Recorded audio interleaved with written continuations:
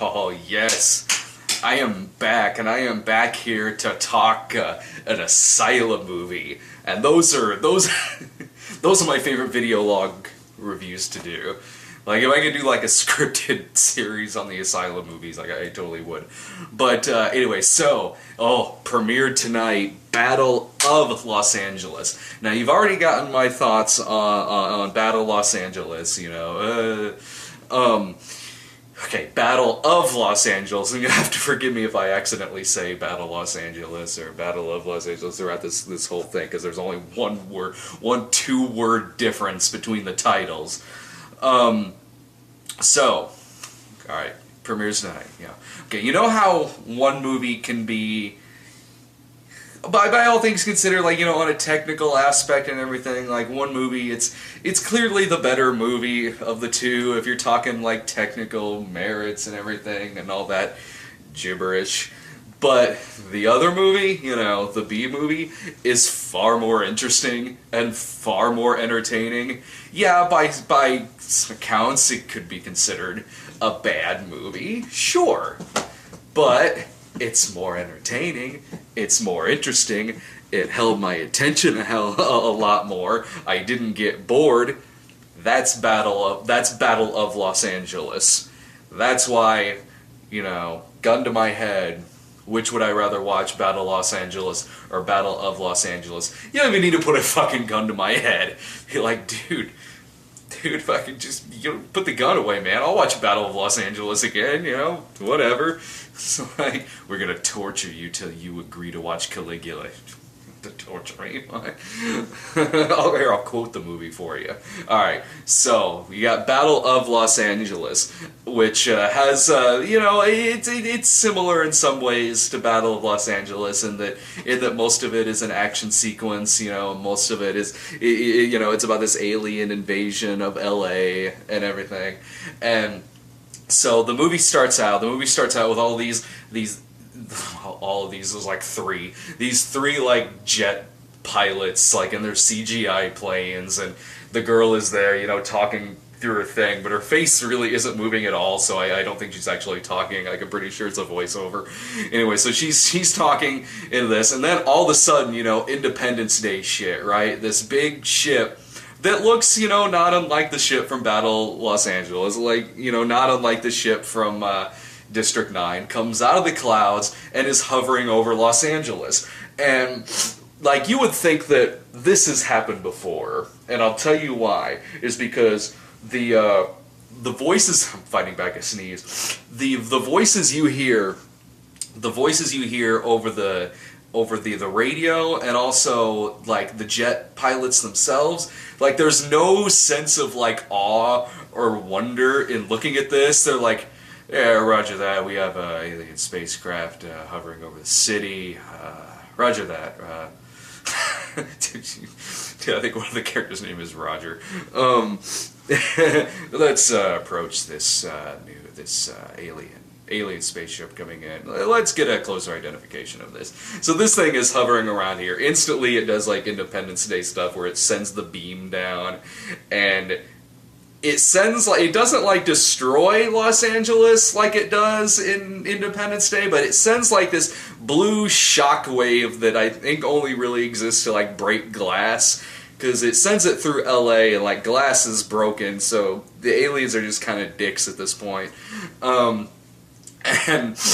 And I will say this, like, this is one Asylum movie where, you know, the Asylum movies, like, if you were to just look at the box covers for most of them and base your idea of the movie on that, like, you would think that they're, like, the most action-packed, like, big-budgeted things on the face of the earth, you know?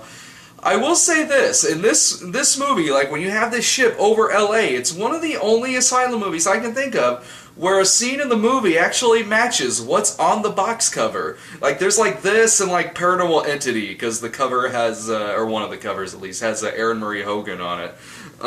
So it's like, okay. And plus this movie, You know, in the past, Asylum has gotten flack before for, you know, some of the movies like Transmorphers and Monsters, like the ones from like a few years ago, they'd get flack because they would look like they're action movies, but you put it in and it's just a lot of characters talking and a lot of like terrible dialogue and just really boring.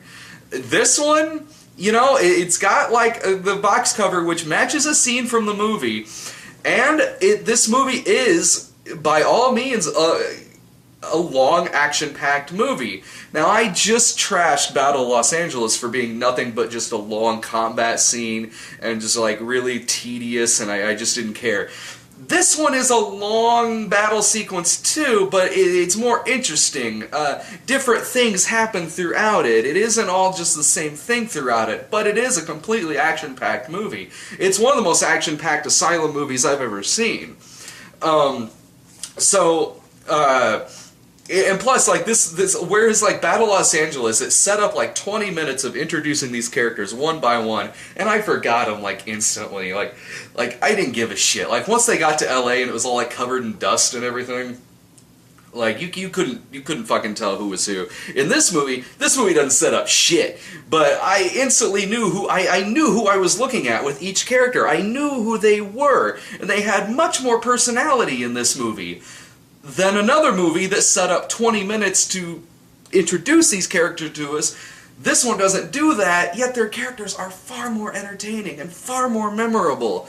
So these soldiers are are in there to take down like the alien invasion, but they're nowhere near Los Angeles in this, which they weren't in Battle Los Angeles either. Like in Battle Los Angeles, everything's all dusty and like they're clearly like they're in Louisiana somewhere, you know. Like there was nothing in Battle Los Angeles that was like ever in downtown LA or anything. Like Battle Los Angeles, it took advantage of LA about as much as the movie Volcano did, which was not at all. This movie, it doesn't either, but at least there's a couple of shots that are like CGI downtown LA, and there's like the shockwave going through it, like buildings exploding and shit. You know, so at least like there is that. And this one, like, it looks like they could be like 5 miles, for the most part. For most of the scenes of this movie, it looks like they could be like 5 minutes away from Molossia. Like they could be in the Nevada desert or something. It looks like they're in some desert, like, summer camp, or they shot Ilsa Tigris's Siberia here, you know. So, you know, they're fighting all these alien drones that are flying through. They're shooting up. They're like, and in some parts they're kind of shooting up and they're not really shooting at anything. They're like not shooting at anything. Like, I don't know if they forgot to put the special effect in or not, but they're, and you see off in the distance there's like nothing there. And there's one part too where one of the girls parachutes out of her jet and the window hits the drone and makes it crash. So she parachutes out of her jet and she kind of looks up like, you motherfuckers, and you can see like the studio lights reflected on her on her helmet. And okay, so like there's like like the squad they put together in Red Zone Cuba was a bigger squad than this movie. So they got these, they're like Kel Mitchell is one of them. Like, they were kind of smart, because, like, Kel Mitchell is, like, in most of this movies, but I can't think of barely a single line he has in this thing. That's smart. You know, there's, like, sort of Michelle Rodriguez lady, which she really pulls it off, because usually when you see sort of Michelle Rodriguez in a movie, it doesn't work, because you really want it to, like, really only, like, Michelle Rodriguez is, like, really perfect at pulling that kind of character off. Like, when you fuck that kind of character up, it's just bad. It's like, remember Kat in Battlestar Galactica? You know, it just doesn't work. The girl in this movie actually kind of pulls it off. And there's like bald guy who looks exactly like Timothy Dalton. Like if Timothy Dalton was American and bald. Like that's this guy in this movie. And my favorite character in the movie is this old dude who must have been guarding this tower since like World War II. He's old. He looks like a very, very like an 80-year-old Rutger Hauer, and he's got like his old army outfit on, you know, and like he speaks like Burgess Meredith. Like he's yelling at this pilot on the thing, like, you get that plane down here. You get that plane down here, and I'm gonna put this revolver in your face and blow your brains out myself. He's just berating this guy, he sounds like sort of like crotch. His voice is like crotchety, sort of like Burgess Meredith mixed in with like John Leguizamo, like trying to do an old guy American voice. It's weird. So he's got this revolver and he's like shooting at these aliens and shit. Like there's one part where it's like Batman, you know, when the Joker pulls out his big fucking gun and like one bullet shoots the fucking bat plane down. Like there's scenes like that in this. So this old dude's got his like revolver. He's like boom, and it like blows the thing down. And then he like opens up the thing like Will Smith did in Independence Day, and like he puts the revolver up against like this drone gun and boom, and they forgot to add the flash effect in there. But so he grabs that thing, grab the alien gun, and then the alien the other alien plane is like must be like oh shit, like this guy can take us down in one shot. Well let's fucking take him down before this revolver does any more damage. So this alien ship like kamikazes right down on this old dude and just like blows him up.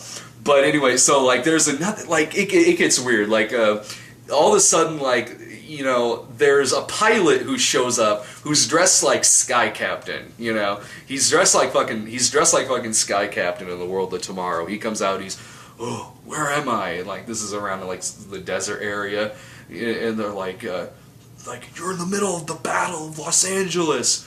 He's like, what? I just came from the Battle of Los Angeles. What's going on here? And they're like, what date are you from, sir?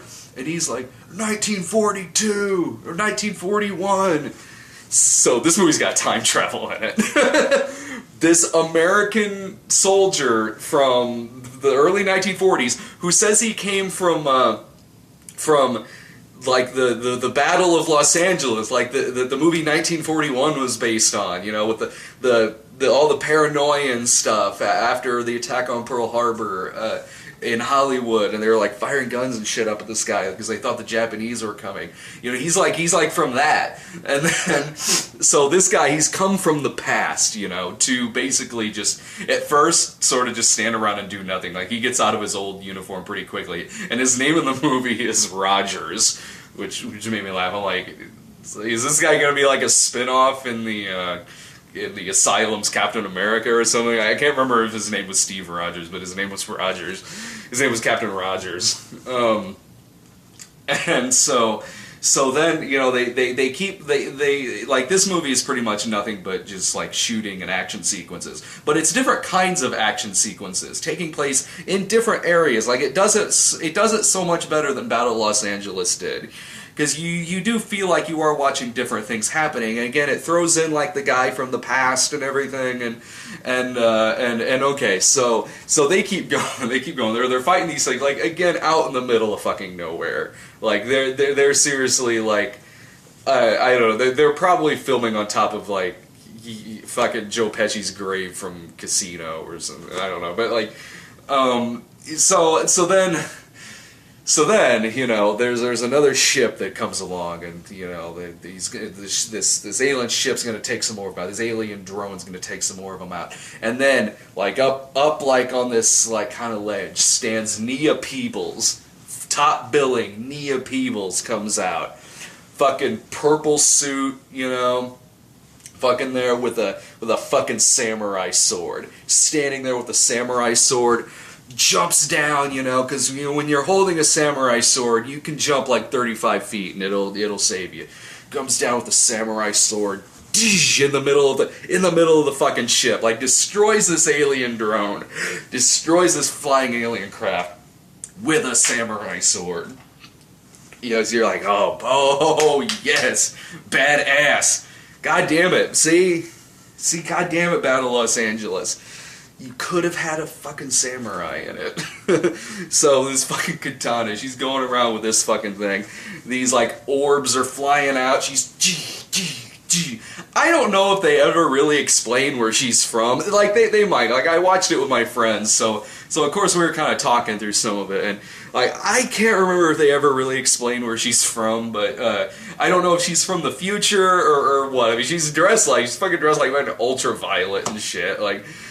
So okay, so Nia Peebles, she teams up with like all of them, and then they're fighting more aliens, and then they get to fuck, I don't know if they get to like Area 51 or something. Like they get to this area where there's an underground bunker with a bunch of scientists, and immediately like the main scientist guy, or the main military scientist guy, like he recognizes the dude from the 1940s, and he's like, "Yes, we've been waiting for you," and like the guy from the 40s is like, "And I've been wanting to give you this message. You must release."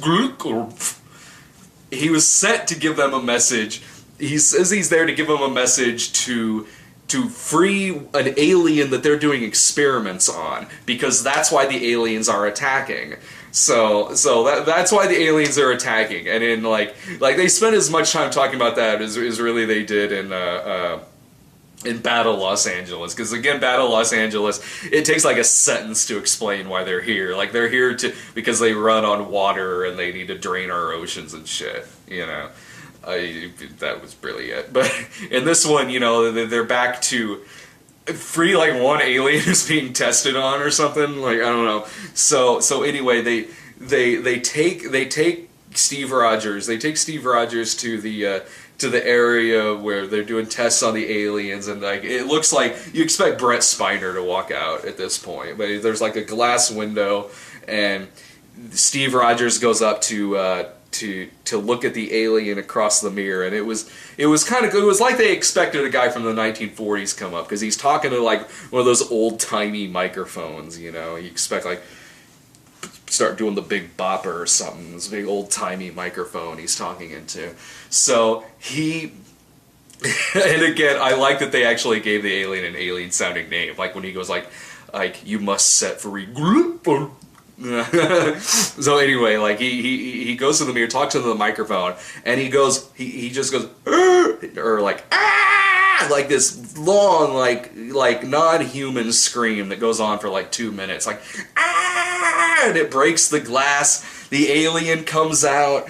So apparently, like this guy from the 40s, like, was he set from the past, or is he an alien? And why are these people like? Why were the military here expecting him to? You know, it opens up all kinds of weird like things to think about that don't make sense.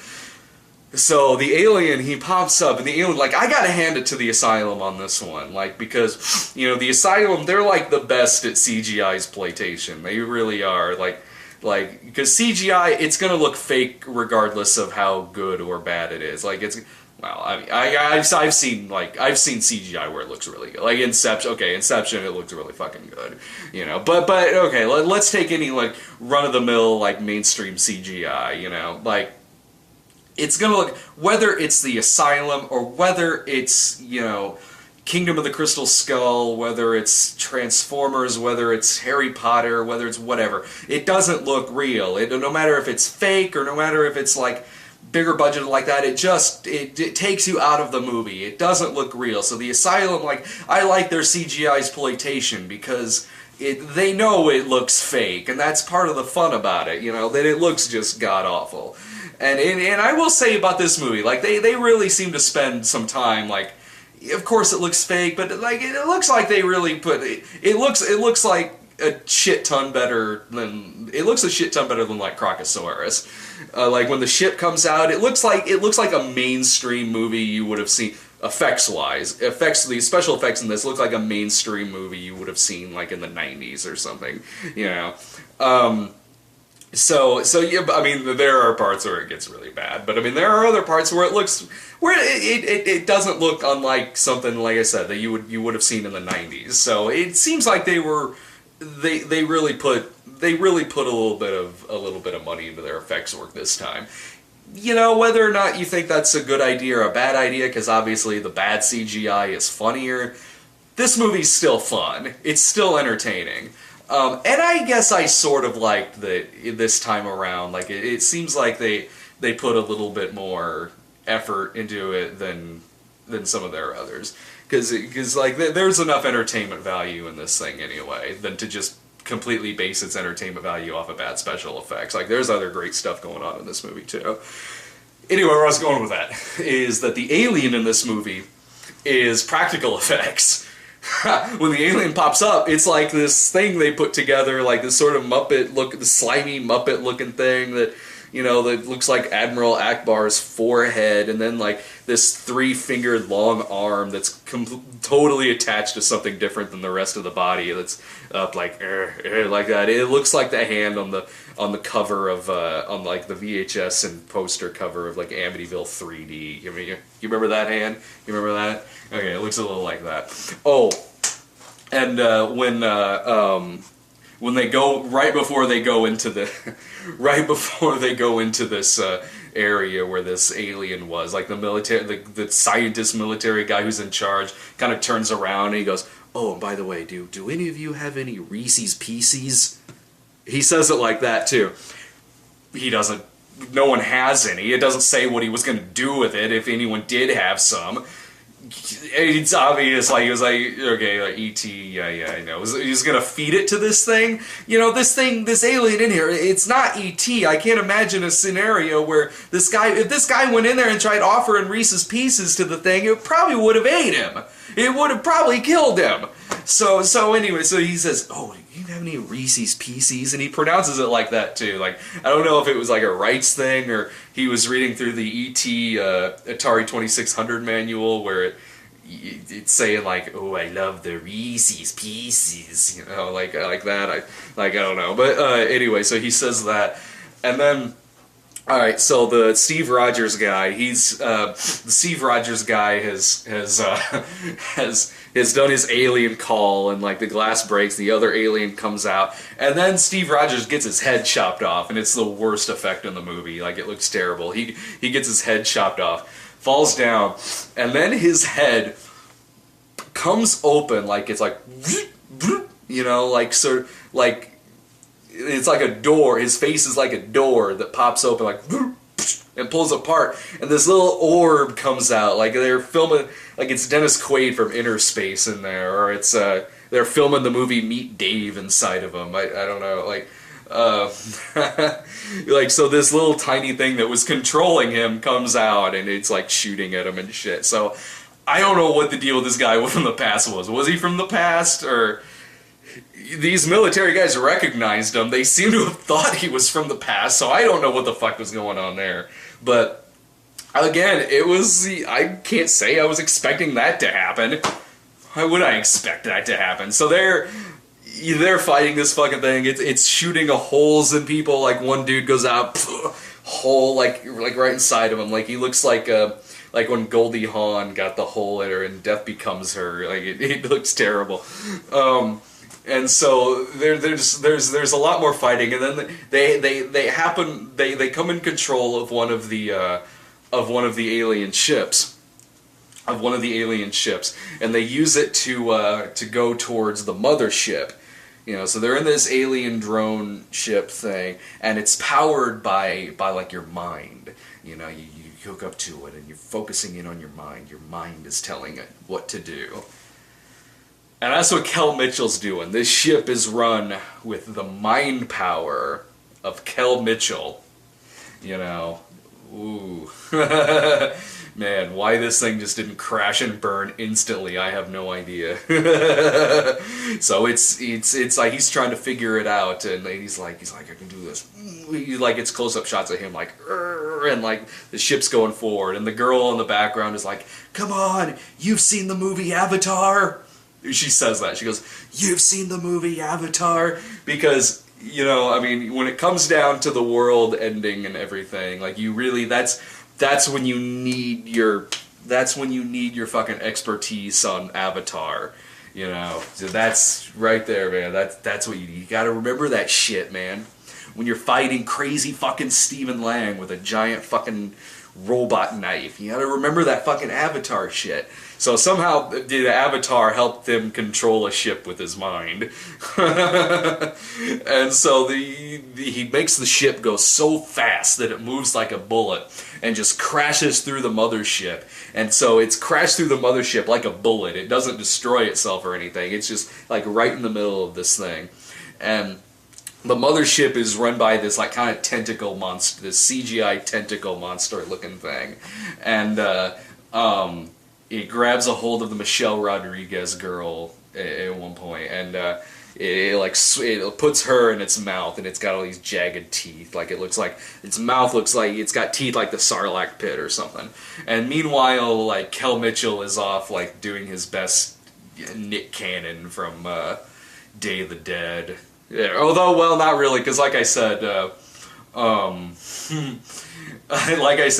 Kel Mitchell doesn't actually say that much in this movie, and that was actually really the opposite of Nick Cannon. And fucking Nick Cannon's whiny ass feces is probably what molded the script of Steve Miner's Day of the Dead. So anyway, so Kel Mitchell, he's like, there's this crate thing that's gonna smash him and crush him, and he's like, like it's like box crates or something that's coming in on him.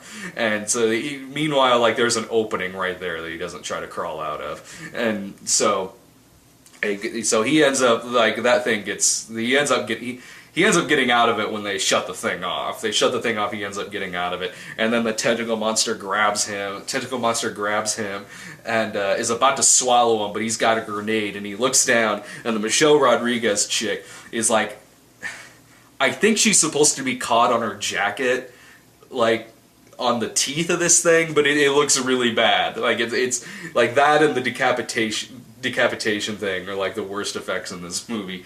So I think her jacket's supposed to be caught on that, but it's like she's superimposed on this thing, and it looks terrible. It looks like she's just floating in the center of this thing's mouth. So Kel Mitchell, he tosses down the grenade. She grabs it. She's like, "Now get your ass out of here!" And thing blows up. Like, he falls down to safety. Then decapitated Steve Rogers comes back. And he's got his head back on, his face is back together. I don't know how the fuck that happened, but he's back, and they fight him again, and the ship, okay, so they get out of the thing. The ship blows up. The ship is like blowing up, and they're looking at this thing like, well, they still got to shoot at some other shit too, and they have like the same Nerf kind of gun throughout it, and it's funny because the color of the laser beam shooting out of it changes depending on who is holding the gun. So I don't know if it's supposed to be a different gun every time, but it's anyway. So anyway, like, this giant ship over Los Angeles is coming down there looking like, oh fuck, what have we done? Because it looks like it's gonna fall just like right on top of Los Angeles. Which that's kind of clever that they're doing, because not a lot of, when you look at like some other movies that have ships over cities and they destroy them, they don't, not a lot of these movies like take into consideration that this shit is gonna fall on something. So they're like, oh man, okay, so what do we do? They figure it out. They can make the mothership like fall like a few miles, just, you know, kind of off to the west, you know. So the ship starts falling away from the city, but it still falls in like it falls like a block outside, like downtown Los Angeles. So it still destroys so much shit.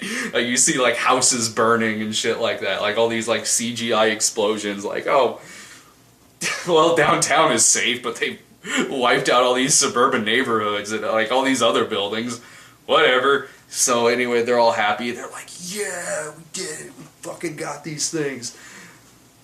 And that's the end of the movie. That's the end of the movie. And somewhere in there, like, Nia Peebles gained an eye patch. Like, I'm not sure how that happened. Like, we were watching, it debuted on the Sci-Fi Channel. So at one point, like, Nia Peebles is in this fight. It cuts to a commercial. When it cuts back, she's got an eye patch. Like, she did get kind of scuffed up a little bit, but I didn't see anything bad happen to her eye. So something happened there during the commercial break. I don't know. But anyway, this movie's entertaining. It's entertaining. Like, I found this movie so much more interesting than Battle of Los Angeles. It held my attention more. I didn't find it boring. It's just a more entertaining movie. And when, you know, it's not like you're comparing Oscar material here. You know, you're comparing movies that exist solely for entertainment purposes. So, in that regards, I'm going with the fucking Asylum movie. It's more entertaining, you know? Yeah, Battle Los Angeles, it's more well made, you know? But it's a fucking popcorn movie, you know? I mean, I'm going with the one that is just a far more interesting film. You know, so that's my breakdown of Battle of Los Angeles. So if you like that kind of movie, if you like these kind of movies, if you get enjoyment out of a really entertaining schlock like I do, hey, fucking give it a watch. Fucking give it a watch. It's one of their most entertaining movies. It's their most action-packed movie. It's their most action-packed movie. It's one of their most entertaining films. Like I'll put it up there. I'll put it up there with the Sherlock Holmes one. You know, so that's Battle of Los Angeles versus Battle of Los Angeles, and go with the of. See ya.